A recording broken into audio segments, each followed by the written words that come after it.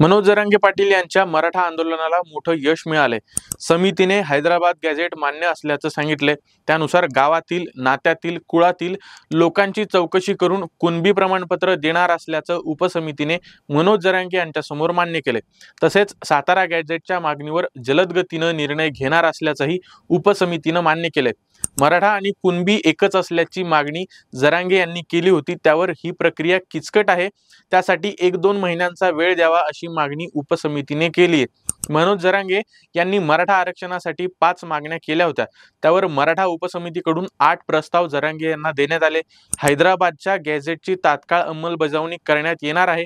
तसेच उपसमितीने मसुद्यात ज्या ज्या गोष्टी नमूद करण्यात आल्या आहेत त्यावर तातडीने GR काढण्यात येणार असल्याचाही शब्द उपसमितीने दिलाय।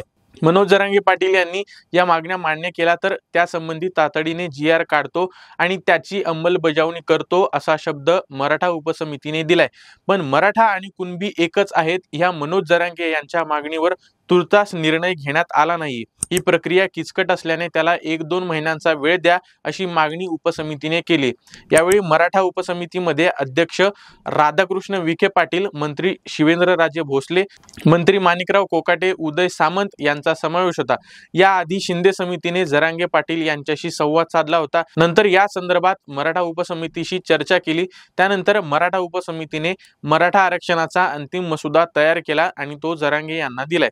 मनोज जरांगे पाटील यांच्या नेमक्या मागण्या काय होत्या आणि त्यावर सरकारचं उत्तर काय होतं हे आपण पाहूयात। पहिली मागणी होती हैदराबाद गॅझेटियर लागू करा।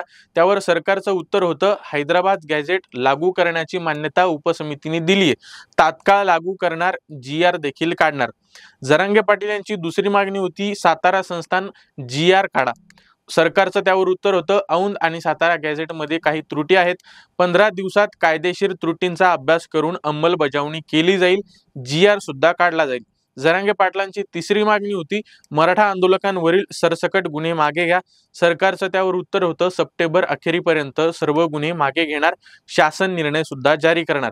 जरांगे पाटलांची चौथी मागणी होती मराठा आंदोलनात बळी गेलेल्यांना नुकसान भरपाई द्या। सरकारचं त्यावर उत्तर होतं मराठा आरक्षण आंदोलनामध्ये बळी गेलेल्या कुटुंबियांना 15 कोटी रुपये देण्याचा निर्णय घेण्यात आलाय।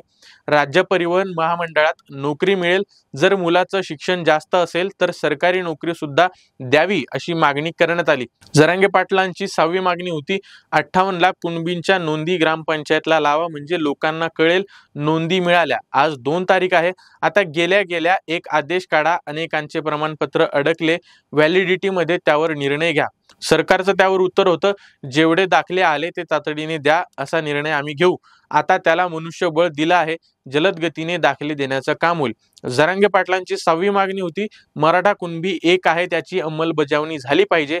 सरकारचं त्यावर उत्तर होतं ही प्रक्रिया किचकट आहे, त्याला वेळ लागेल, 1 महिन्याचा वेळ आम्हाला द्या। जरांगे पाटलांची 7वी मागणी होती सगळे सोयरेचा निर्णय घ्या। जरांगे पाटलांची 7वी मागणी होती सगळे सोयरेचा निर्णय घ्या। सरकारचं त्यावर उत्तर होतं याला वेळ लागेल, 8 लाख चुकीच्या नोंदी आहेत, त्याबद्दल वेळ लागणार आहे। जरांगे पाटलांची 8वी मागणी होती ज्याची कुणबी नोंद सापडली आहे त्याचे सगळे सोयरे घ्या, सगळे सोयरे पोट जात म्हणून घ्या। सरकारचं त्यावर उत्तर होतं गावातील, नात्यातील, कुळातील लोकांना चौकशी करून कुणबी प्रमाणपत्र देणार। सरकारने घेतलेल्या निर्णयाबद्दल तुम्ही समाधानी आहात का? सरकारच्या या निर्णयावर तुमची प्रतिक्रिया आम्हाला कमेंटमध्ये नक्की कळवा। धन्यवाद।